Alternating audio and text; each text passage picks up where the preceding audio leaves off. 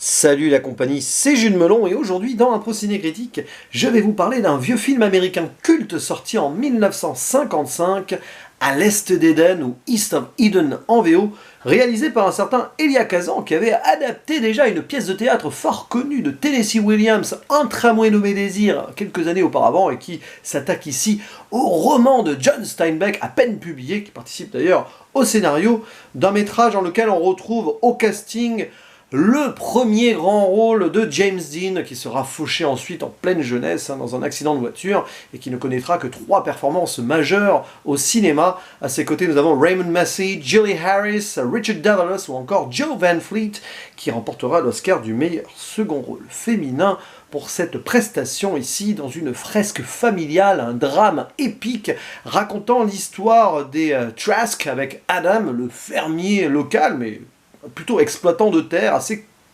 reconnu, et qui donc fait pousser des laitues dans la capitale de ce légume, Salinas, en Californie, et qui a 2 fils, des jumeaux, d'un côté Cal, c'est un petit peu le maudit, celui qui n'arrive pas à se conformer à la société, et la perfection presque, du moins aux yeux de son père, nommé Aaron, et forcément les frères ont du mal à s'entendre, quoique c'est plutôt Cal qui voit en son frangin une sorte de concurrence, lui qui n'est pas reconnu sa juste valeur par son père, du coup il fait un peu des 400 coups à droite à gauche, tout simplement, et il recherche surtout sa figure maternelle, puisque la maman des jumeaux a disparu, elle est partie, elle a quitté le domicile conjugal, après la naissance de ceux-ci, le père prétendant qu'elle est morte, puis finalement qu'elle est partie à l'Est.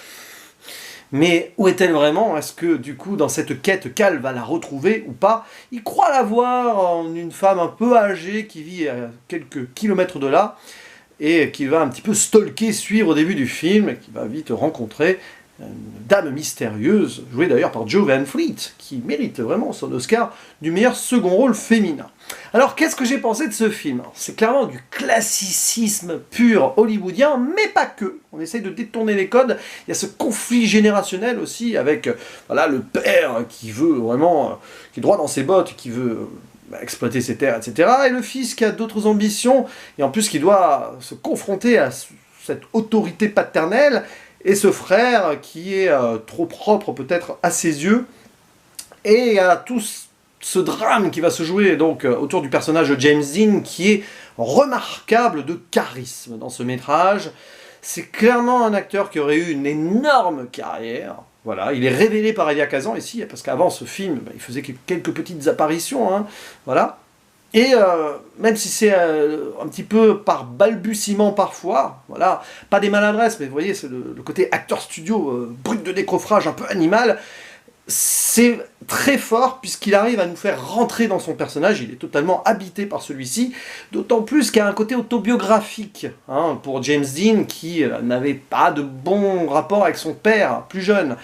Et voilà, il donne tout ici, forcément c'est lui qui porte le métrage, il est central à l'histoire, et à toute cette tragédie, donc j'allais dire à l'américaine, quand je disais classicisme, etc., avec cette lecture biblique du mythe, de les enfants d'Adam, Abel et Caïn, Caïn et son frère, ça va pas très fort, et puis après Caïn qui doit s'exiler, etc. C'est un petit peu ici, en partant de ce principe, donc extrait de la Genèse, que le film s'est construit, enfin le roman de base s'est écrit, donc forcément le film a suivi.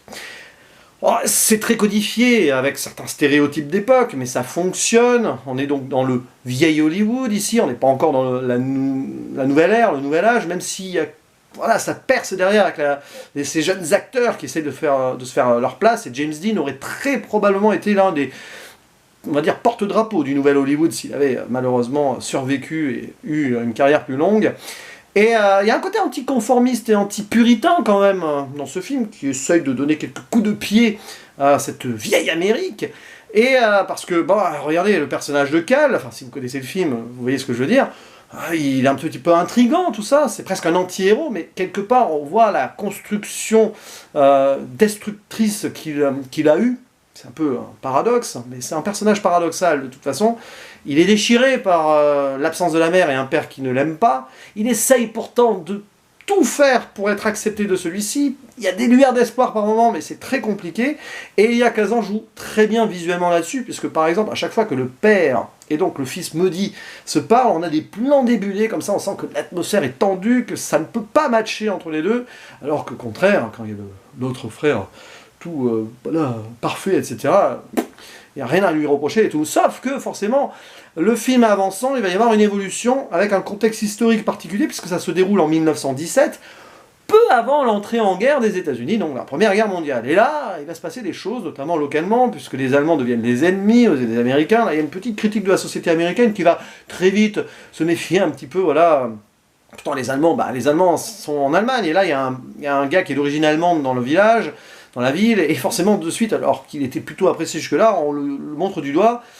Cal essaye de le soutenir, le frère qui est jusque-là bien sous tout rapport aussi, donc ça le met un petit peu de côté, et il voit un petit peu ce que son frère a ressenti jusque-là, c'est fort. Et puis il y a aussi le personnage de Julie Harris, je crois que c'est Abra son prénom, qui est un petit peu au milieu, c'est la petite amie du fils parfait, Aaron, et elle va être de plus en plus attirée par le côté charismatique de l'autre, forcément. Peut-être qu'elle aussi, elle se reconnaît, elle a eu aussi une jeunesse difficile, et que avoir un futur mari trop bien, etc., c'est pas ce qu'elle veut. Elle cherche plus l'aventure, en se rapprochant petit à petit de Cal. Et là, vous imaginez qu'entre les deux frères, alors que déjà c'était pas gagné à la base, ça va pas forcément s'arranger. Rajouter à cela le père, etc., waouh! Donc c'est un film assez riche, et j'ai envie de dire, c'est presque trop court. Il fait moins de 2 heures, et quand tu sens voilà, cette grande histoire qui se construit, tu aurais pu imaginer quelque chose d'une durée de 2h30, 3 heures.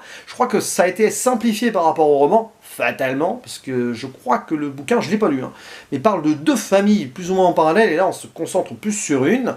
Voilà, et puis il y a toutes ces histoires de confiance, forcément, ou de non-confiance, d'argent, etc. Parce que Cal se montre ambitieux, il a envie de faire les choses de sa vie, et puis il a envie d'épater son père, et d'aider son père, qui a eu une faillite à un moment, parce qu'il y a eu un problème avec ses laitues.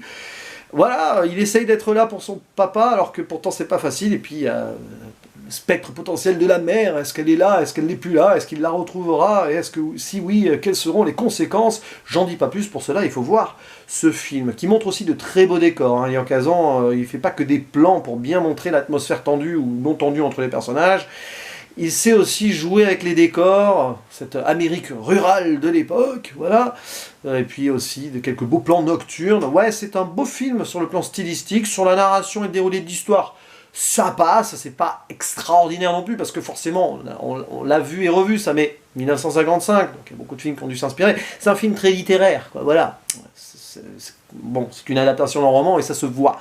Mais ouais, c'est clairement un de ces films qui a dû marquer l'histoire du cinéma et qui nous fait regretter de ne pas avoir eu plus de films. Alors j'ai pas vu ces 2 autres, hein, d'ailleurs connus, hein, de James Dean, mais c'est à regretter de ne pas avoir vu cet acteur vieillir et avoir d'autres rôles par la suite. Mais bon, ça aurait été une autre histoire et le cinéma aurait été totalement différent sûrement et chamboulé s'il n'avait pas eu cet accident. Qui sait? Voilà, il faudrait faire une uchronie un jour où James Dean aurait survécu. Voilà, je vous donne des idées, vous scénaristes derrière la caméra, enfin derrière votre écran d'ordinateur ou smartphone en train de visionner cette vidéo. C'est moi qui suis derrière la caméra. Oh. Bref, c'est tout ce que j'avais à dire sur ce film. N'hésitez pas à commenter, à dire ce que vous en avez pensé ou si vous voulez le découvrir un jour. Hein. Moi, ça m'intéresse d'avoir votre avis et qu'on débatte ensemble. Voilà, et je vous dis à la prochaine. Ciao!